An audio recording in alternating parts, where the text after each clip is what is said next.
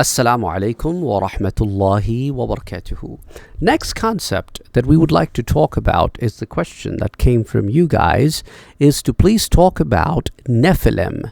Nephilims, what does Islam says about Nephilims? Now remember, Nephilim is a biblical concept. Islam does not talk about Nephilim. Nephilim is mentioned in the Bible in the book of Genesis, chapter number 6, verses 1 through 4, that they're described as the offsprings of the sons of God and the daughters of men. So the term Nephilim is often translated as giants or fallen ones, and they're associated with extraordinary strength or size. So in Judeo-Christian interpretation, their existence is sometimes tied to themes of divine disobedience or corruption. If you remember, we talked about the Judeo-Christian idea of fallen angels, and we also talked about the idea that was presented by the Judaism of the wife of Prophet Adam, called Lilith. So similarly, there are some concepts the Judeo-Christian faith presents, which is about things that left heavens because of their disobedience. And Islam does not have any such concept of Lilith, or does not have a concept of fallen angels, or Satan is regarded as a fallen angel. We do not have any such concept in Islam. In fact, Islam is very clear on the existence of Satan or Iblis, as he was from the Jinn, he was never from the angels, and Jinn are created from a totally different material than are angels. So Quran and Hadith are very, very clear about this, so we have no mention of Nephilim anywhere. So some Muslim scholars and thinkers draw parallels to certain concepts in Islamic traditions. For example, in Islamic theology, it acknowledges the existence of jinn, who are created from smokeless fire and can possess extraordinary abilities. Some speculate whether the stories of Nephilim could align with the mythologies of extraordinary beings in other cultures. So it might have been a jinn activity, because jinns can shapeshift, and there are so many places in the Quran and in the books of Hadith and the Tafsir that we find shape-shifting jinn, like Iblis have come as a human in human form through shape-shifting. There's a mention of him coming in the Battle of Badr, as mentioned in the Quran and in the Seerah of the Prophet sallallahu alaihi wasallam. Also, Iblis joining in as a Sheikh al-Najdi. So he, at one point in time when he was to participate in the Battle of Badr, took the form of Suraqa ibn Malik. And when the people of Mecca were gathered to have a little council how to take care of the affairs of Prophet sallallahu alaihi wasallam, he appeared as a Sheikh al-Najdi, a Sheikh from the mountains, from up north of Arabia. So he had done shape-shifting in that form and have appeared in different shapes and forms, and so have other jinns, and we have stories of many of those. And then there is a story of a jinn who Abu Hurairah radiallahu anhu had conversation with, and he came to steal something, and Abu Hurairah radiallahu anhu caught him. So there are many such occurrences of they doing shape-shifting and appearing in different forms, or shape-shifting and appearing in the form of snakes. We also have read and heard those stories on this channel. So jinns can shape-shift. So when they would have shape-shifted and they would have shown some extraordinary powers, it could have been possible that people might have mistaken them and would have made up stories about them. And similarly, stories of giants are not prominent in mainstream Islamic teachings, but through some evidences in the Quran, there are some inclination towards the references of these extra built, extra large, extra big human beings. So, and we also have some references in the books of Hadith which talks about the height of Adam alayhi salam, which was approximately in Hadith comes to 60 cubits or 90 feet. And sometimes linked to the idea that earlier humans were larger in stature. So later humans might have regarded them as giants, or as the humans started shrinking in size, those humans that received those genes and still maintain the giant size might have been that they were regarded as giants. So there are a lot of possibilities on the table. So some Islamic folklore or non-canonical literature may mention giants or extraordinary figures, but these are not part of the core Islamic belief to have been non-humans. these were always regarded as humans. So even the people of Ad. So unlike in some Judeo-Christian interpretations, Islam strongly asserts that angels cannot disobey Allah subhanahu wa ta'ala, period. That's not a possibility. And Quran is very clear on this, that angels are always obedient. So if you open Surah At-Tahrim, which is chapter number 66 of the Quran, and look at ayah number 6, Allah subhanahu wa ta'ala talk about malaika, that malaikatun ghiladun shidadun la ya'sun Allah, that they never ever disobey Allah subhanahu wa ta'ala. Whatever Allah orders, they always carry it out. وَيَفْعَلُونَ مَا يُؤْمَرُونَ, always doing as commanded. So the word always itself signifies the fact that they are never going against the will of Allah subhanahu wa ta'ala. So the concept of fallen angels and coming down on the earth and mating with the woman over here and then producing an offspring is totally, this concept doesn't exist in Islam. So some Muslims might attempt to interpret the concept of Nephilim through the lens of mythology from the people of the book like Ahl al-Kitab. Islam acknowledges that previous scriptures have remnants of truth but may also contain distortions. So since these books were never preserved, yes, they did come from Allah subhanahu wa ta'ala, but they were never preserved. So stories of Nephilim might be seen as part of these traditions that might have become part of the culture as they were trying to explain some paranormal activities and would have come up with these stories. And Quran mentions interactions between jinns and humans several times. So while the Nephilim are an important figure in the biblical mythology, their concept is not explicitly addressed in Islamic theology.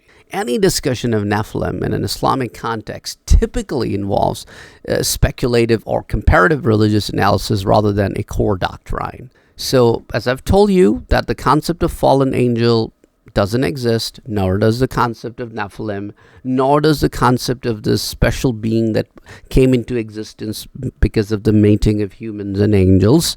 So in the biblical traditions, the Nephilims are often depicted as semi-divine giants involved in the corruption of the world leading to the Great Flood. And it has been told that after Great Flood they all died, and in the Great Flood they all died, so none of them exist. But we do not have any core evidence to back it up. In the Judeo-Christian mythology, this divine disobedience and hybrid beings coming into existence have no basis in Islam. And those people who try to tie, the two concepts of Nephilim and the people of Ad. So Nephilim are regarded by the Judeo-Christians as a semi-divine beings or hybrids. On the other hand, Ad are human beings. It's a human tribe, and that was destroyed by Allah subhanahu wa ta'ala. People of Ad are not considered Nephilim in Islam. While they may be compared in terms of physical strength and status, their origins, roles, and theological contexts are distinct.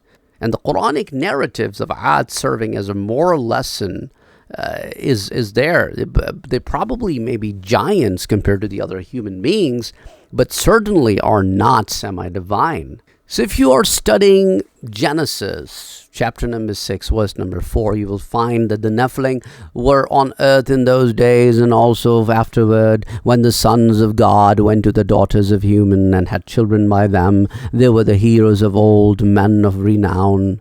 And also if you're looking at book Numbers, chapter number 13, verse number 33, and when the Israelite spies report back after scouting Canaan, they describe seeing Nephilim by saying, we saw the Nephilim there. The descendants of Anak came from the Nephilim. We seemed like grasshoppers in our own eyes, and we looked the same to them. So we find these some remnants in the Bible. These words of Son of God. Now this itself is a blasphemy in Islam because Allah subhanahu wa ta'ala very clearly defines himself that Lam yalid wa lam yulad. So we do not have this concept of sons of God, astaghfirullah al-azim. So but the interpretation in the Judeo-Christian faith is that these sons of God are the fallen angels who mated with human women, producing the Nephilim as a hybrid offspring. This aligns with certain apocryphal texts like the book of Enoch, which expands on this narrative. And so Book of Enoch has some mentions of these watchers, as I've told you about. But if you're looking at Quran, I want you to go to Surah Al-Fajr. And that's where Allah subhanahu wa ta'ala talks about the people of Aad. That أَلَمْ تَرَ كَيْفَ فَعَلَ رَبُّكَ بِعَادٍ. Did you not see how your Lord dealt with Aad? إِرَمَ ذَاتِ الْعِمَادِ. The people of Iram with their great stature. So they were giants, they were big. الَّتِي لَمْ يُخْلَقْ مِثْلُهَا فِي الْبِلَادِ. Unmatched in any other land. So what they created and put forth was out of this world for the people of the time. And وَثَمُودَ الَّذِينَ جَابُوا الصَّخْرَ بِالْوَادِ. And Thamud, who carved their homes into the rocks in the stone valley. And وَفِرْعَوْنَ ذِي الْأَوْتَادِ. And the Pharaoh of mighty structures. الَّذِينَ طَغَوْا فِي الْبِلَادِ. All of them had one thing in common, that they transgressed through the land. فَأَكْثَرُوا فِيهَا الْفَسَادِ. Spreading much corruption. فَصَبَّ عَلَيْهِمْ رَبَّكَ سَوْطَ عَذَابٍ. So your Lord unleashed on them a scourge of punishment. So as Aad and Thamud and Fir'aun are mentioned together, they have to be of the same species. And they all transgressed, and they all were dealt with severe punishment, and they all were destroyed. And similarly, if you open Surah Fussilat in the Quran and look at ayah number 15, Allah subhanahu wa ta'ala says, فَأَمَّا عَادٌ فَاسْتَكْبَرُوا فِي الْأَرْضِ بِغَيْرِ الْحَقِّ وَقَالُوا مَنْ أَشَدُّ مِنَّا قُوَّةً أَوَلَمْ يَرَوْا أَنَّ اللَّهَ الَّذِي خَلَقَهُمْ هُوَ أَشَدُّ مِنْهُمْ قُوَّةً وَكَانُوا بِآيَاتِنَا يَجْحَدُونَ. As for Aad, they acted arrogantly throughout the land with no right, boasting, who is superior to us in might? Did they not see that Allah Himself, who created them, was far superior to them in might? Still they persisted in denying our signs. And then فأرسلنا عليهم ريحا صرصرا في أيام نحسات. So we sent against them a furious wind for several miserable days to make them taste a humiliating punishment in this worldly life. But far more humiliating will be the punishment of the hereafter, and they will not be helped. And then Allah subhanahu wa ta'ala right away talks about the people of Thamud. And remember, Allah sent towards the people of Aad and Thamud the prophets, who called them, Ya Qawm, O my people. And these prophets were from the children of Adam alayhi salam. These were humans. So how could a human being be calling a hybrid, Ya Qawm, O my people? It is just not possible. And if you look at Surah Al-Haqqah, ayah number 6 and 7, Allah subhanahu wa ta'ala says, وَأَمَّا عَادٌ فَأُهْلِكُوا بِرِيحٍ صَرْصَرٍ عَاتِيَةٍ. And as for Aad, they were destroyed by a furious, bitter wind. سَخَّرَهَا عَلَيْهِمْ سَبْعَ لَيَالٍ وَثَمَانِيَةَ أَيَّامٍ حُسُومًا فَتَرَى الْقَوْمَ فِيهَا صَرْعًا كَأَنَّهُمْ أَعْجَازُ نَخْلٍ خَاوِيَةٍ. Which Allah unleashed on them non-stop for 7 nights and 8 days, so that you would have seen its people lying dead like trunks of uprooted palm trees. So Allah subhanahu wa ta'ala, when He's mentioning the prophets, He's talking about Hud alayhi salam, who was sent to the people of Aad in Surah Al-A'raf, ayah number 65. وَإِلَىٰ عَادٍ أَخَاهُمْ هُودًا قَالَ يَا قَوْمِ اعْبُدُوا اللَّهَ مَا لَكُمْ مِنْ إِلَٰهٍ غَيْرُهُ أَفَلَا تَتَّقُونَ قال الملأ الذين كفروا من قومه إنا لنراك في سفاهة وإنا لنظنك من الكاذبين قال يا قوم ليس بي سفاهة ولكني رسول من رب العالمين أبلغكم رسالات ربي وأنا لكم ناصح أمين. So start looking at all these ayahs and you will find that this is a very similar kind of a message that other human prophets have said to their people. So there is no concrete evidence in Islamic eschatology about Aad being giants and Nephilim. They were probably giants, extraordinary human beings, but have no account of being in that regard. So Aad are considered to be the offsprings of Nuh alayhi salam, who is from the offsprings of Set or Sheeth alayhi salam, who is the son of Adam alayhi salam. Even though we do not have each and every individual in that lineage explicitly defined, but Ibn Kathir and some of the others have attempted to trace the lineage of Aad in this way. So the people of Aad are historically associated with the region of Al-Ahqaf, which is in the southern Arabian Peninsula. In the modern day, it is between Yemen and Oman, in the southern Arabia. That's where they were originally placed. So anyway, I hope this would have helped you understand that there is no concept in Islam about a Nephilim or a hybrid species which is half human, half angel. Well, till next time, inshallah, take care of yourself, and may Allah subhanahu wa ta'ala give us all siha and afiyah. May Allah subhanahu wa ta'ala forgive us sins. Ameen ya Rabbil Alameen. And another question that came our way is to talk about Qareen, and inshallah we'll talk about Qareen as well. Assalamu alaikum wa rahmatullahi wa barakatuh.